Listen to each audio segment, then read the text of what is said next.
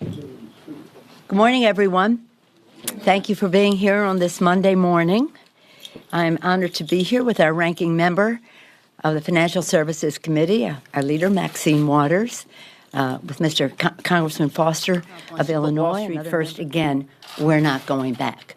I'm sure my colleagues would be pleased to answer any questions you may have. Congresswoman Waters, last week you said your greatest desire is to lead Donald Trump right into impeachment.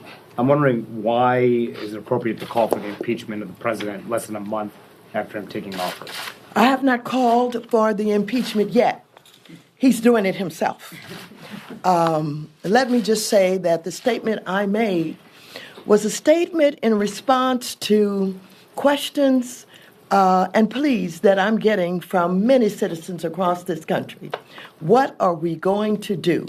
How can a president who is acting in the manner that he's acting, whether he's talking about the travel ban, the way that he's targeting Muslims, or whether he's talking about his relationship to Putin and the Kremlin, and knowing that they have hacked our DCCC and DNC, and knowing that he is responsible for supplying the bombs that killed innocent children and families in Aleppo, and the fact that he is wrapping his arms around Putin while Putin is continuing to advance into Korea.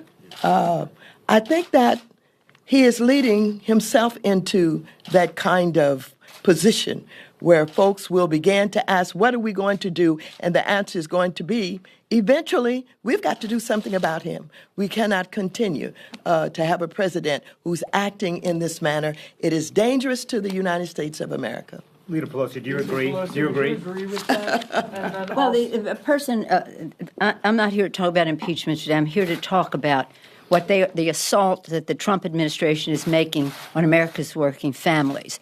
Any of the things that the Congressman said are grounds for displeasure and unease in the public about the performance of this president, who has acted in a way that is strategically incoherent, that is incompetent, and that is reckless. And that is not grounds for impeachment. When and if he breaks the law, that is when something like that would come up. But that's not the subject of today. Could I follow up on the subject of today with regards to Yes, please. Dodd-Frank?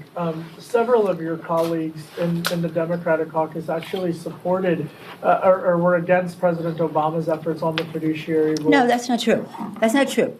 All of our members pitched in to say, how can we improve this? And I'm glad you brought that up because our Secretary of Labor, Mr. Perez, was listened to everyone that our members suggested that they bring in from the private sector. And that's why, as was mentioned, some in the private sector came forward and said, we can live with this. This is really about being honest with the American people. Should they have financial advisors who are telling them,